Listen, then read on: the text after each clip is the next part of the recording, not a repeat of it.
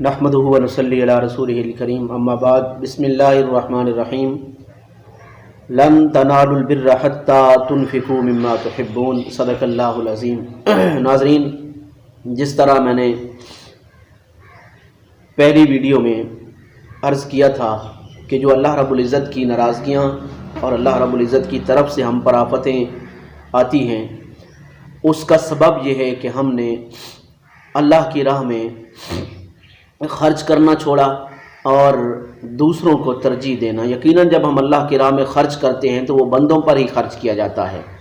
تو جب ہم بندوں کو ترجیح دینا چھوڑ دیتے ہیں، ہم بندوں کی خیر خواہی اور خیر سگالی کا جذبہ چھوڑ دیتے ہیں، تو اللہ کی ذات ناراض ہوتی ہے۔ آج بھی اسی موضوع کو آگے چلاتے ہوئے آپ احباب کے سامنے کچھ چیزیں عرض گزار کرنی ہیں۔ وہ یہ کہ جب ہم اپنا محاسبہ کریں گے تو ہمیں محسوس ہوگا، ہمیں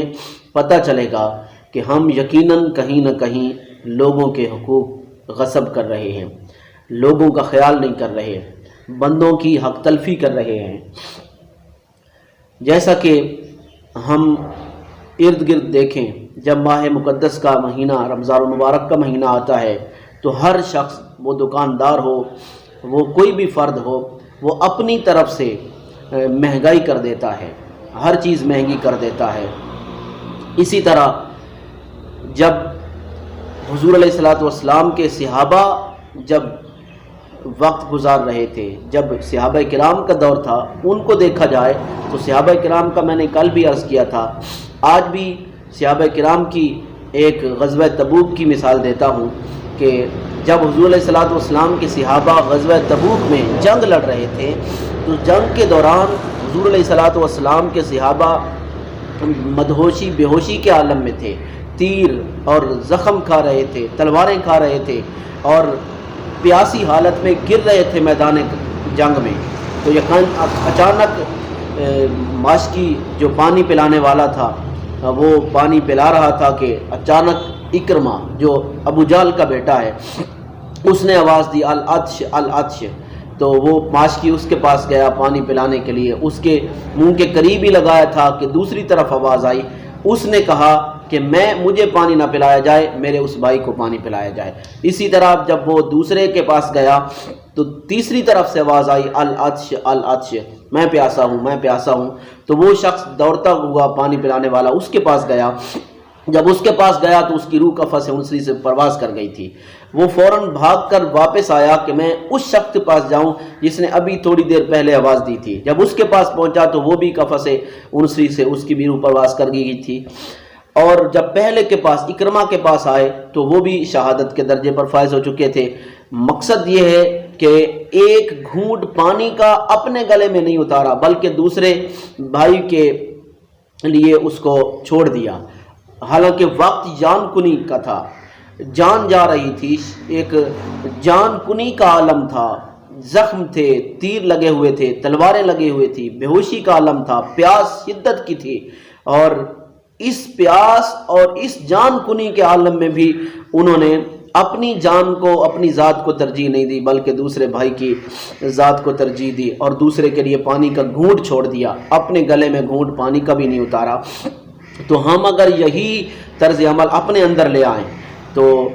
ہم اللہ کی رضا کا سبب بن سکتے ہیں، اللہ کی رضا ہم پر آ سکتی ہے، اللہ کی ذات راضی ہو سکتی ہے اگر یہی حال ہمارا رہے۔ یہ جو صحابہ کا اثار میں نے عرض کیا، صحابہ کا یہ اثار تھا غزوہ تبوک، اور اس کے علاوہ بے شمار واقعات ہیں صحابہ کرام کے، مگر ہمارا حال تو یہ ہے کہ جب ہمارے اوپر کوئی آفت آتی ہے، مصیبت آتی ہے، سیلاب آتا ہے، پریشانی کے کچھ عالم آتے ہیں، تو جو پریشان اور دکھ میں پڑا ہے، جو بے بس پڑا ہے، ہم اس بے بس شخص کی جیب سے جو ہمیں ملتا ہے وہ نکال لیتے ہیں، ہم عورتوں کے زیور اتار لیتے ہیں، ہم جو جی میں ہمارے چاہتا ہے، جو ہمارے بس میں ہوتا ہے، ہم دوسروں کو تکلیف دینے میں وہ ایک لمحہ بھی چھوٹ نہیں دیتے اور ایک لمحہ بھی ہم انتظار نہیں کرتے، ہم دوسرے شخص کی پریشانی کو اور بڑھا دیتے ہیں۔ اسی طرح جب یہ جانوروں کی بیماری آئی تو اس میں چونکہ گائے کا دودھ منع کیا گیا ڈاکٹرز کی طرف سے، تو ہماری جو بھینسوں کا دودھ درکار تھا، تو بجائے 100 روپے 1 کلو کے ہم نے 150 کلو کر دیا اور اس سے بھی بڑھا دیا۔ چاہیے تو یہ تھا کہ اس غم کے موقع میں، اس دکھ کے موقع میں، اس پریشانی کے موقع پر ہم اپنے بھائیوں کی مدد کرتے، بجائے 150 کے 50 روپے کلو کرتے، بجائے 100 کے ہم 50 روپے کلو کر دیتے، مگر ہم نے 100 کی بجائے 150 کلو کر دیا۔ یہ ہمارے اوپر یہی وجہ ہے اور یہی چیزیں ہیں جو رب کی ناراضگیوں کو لاتی ہیں، جو رب کی طرف سے ہمارے اوپر پریشانیوں کو لاتی ہیں، اور رب کی طرف سے ہمارے اوپر زلازل اور آفتیں اور مصیبتوں کو لے کر آتی ہیں۔ تو ان چیزوں سے ہمیں چھٹکارا چاہیے، ان چیزوں کو اگر چھٹکارا چاہیے تو وہ ایک ہی سبب ہے کہ ہم دوسروں پر خرچ کریں، ہم دوسروں کے سکھ کا سبب بنیں، دوسروں کی پریشانیوں کو دور کریں۔ جیسے قرآن مجید کی میں نے آیت پڑھی، لن تنالوا البر حتی تنفقوا مما تحبون، قرآن کہہ رہا ہے تم ہرگز نیکی کو نہیں پا سکتے، یعنی تم ہرگز نیکی کی راہ کو پا ہی نہیں سکتے